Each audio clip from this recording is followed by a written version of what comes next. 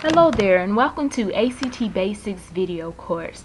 This video course covers the portions of the ACT, and a blog goes with this video course, actbasics.com.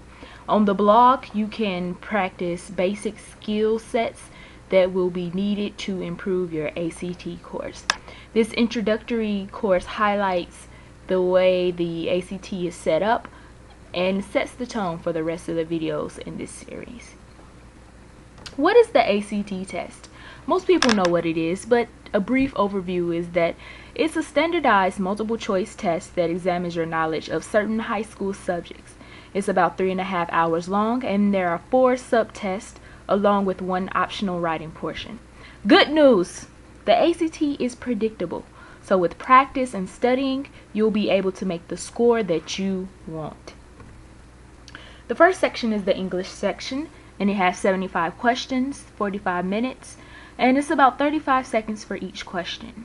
As I'm going over this introduction, I will be giving you a time that you want to have for each question, because you want to get into the habit of pacing yourself.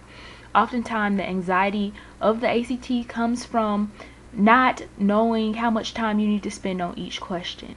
So you end up spending more time on certain questions, and towards the end, when time is running out, you feel you have to just mark something. Practice pacing yourself, and then when you have to take the test in a time setting, you'll do a lot better. So with the English section, there are 5 essays on the left side of the page with some words or phrases underlined, and on the right side, you will be asked if the underlined portion is correct or if it needs correction. The next section is the math section. You have 60 questions, 60 minutes, and about 55 seconds for each question.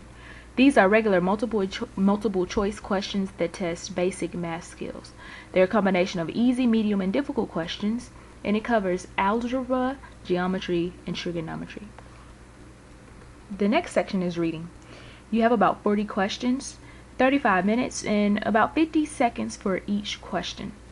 There are 4 reading passages of about 750 words each, and because the ACT is standardized, they always go in this order: 1 prose, 1 social science, 1 humanities, and 1 natural science passage, and you will answer 10 questions for each respective passage.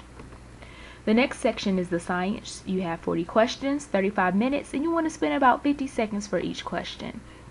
Now if you notice, I give you a little less time than you actually have, so towards the end, if you have skipped any questions, you can go back and fill those in. By no means am I saying this is a hard rule. It's just a guide that can help you pace yourself without feeling overwhelmed. Now in regards to the science, you don't have to have any prior scientific knowledge. Usually on the June ACT, there's an extra section in the science portion that the ACT writers use to develop future test questions. So if you're taking it in June, be prepared for that. Now the writing section is 30 minutes, and it just wants to see if you can write a college essay. So even though this portion is optional, I definitely advise taking it whether your future college requires it or not, just because it can give you an idea of the type of writing skills that you need as you make the transition from high school to college. And if you want more detailed information about the ACT, just check out their website, which is www.actstudent.org. So other important things you need to know about the ACT are that there is no penalty for guessing. Answer all the questions. You want to do the easy questions, then the most difficult questions.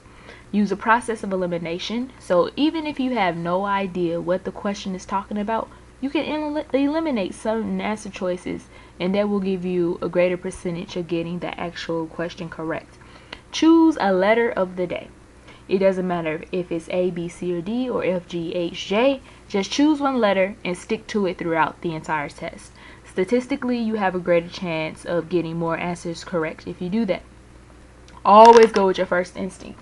All of us have done this. We've bubbled in an answer and we changed it, but the first answer was correct. Always go with your first instinct. Don't fall for where it seems right. Oftentimes that's how they get us. It sounds right, but it isn't right. Take your time and don't be scared.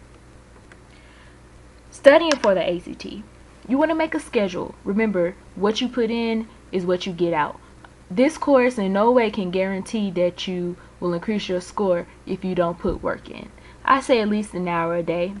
Break that hour down so you can use your time in the most efficient manner possible. Focus on skills that need the most improvement for maximum points.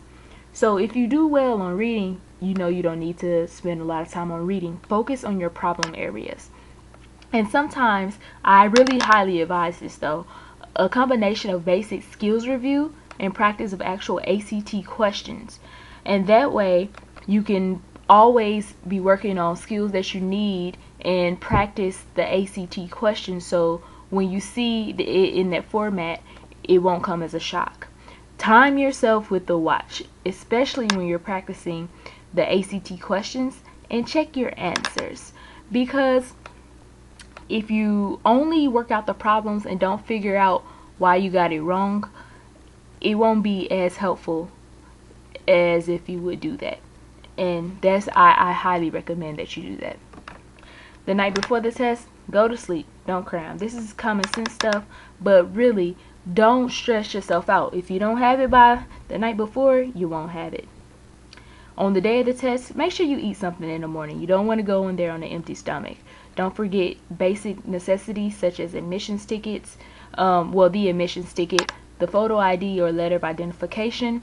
Get some sharpened number 2 pencils, have a watch, an acceptable calculator with new batteries. If you go on the blog, it has a list of the calculators that are acceptable, or you can go to the ACT website. Remember, don't cheat. That's a no-brainer. Make sure you don't misbubble your answer sheet. Relax and focus. You're prepared, so there is no need to panic. Remember, excellence is a habit. The more you practice for success for the ACT, the more it will become a habit and the better you will do. I want you to repeat after me. My name is, say your name, and I will do well on the ACT. Let's say that again. My name is, and I will do well on the ACT. Anytime you're feeling down, you're feeling nervous, you're feeling anxious, just quote this to yourself and reassure yourself that you can do well. Great. I'll see you in the next section.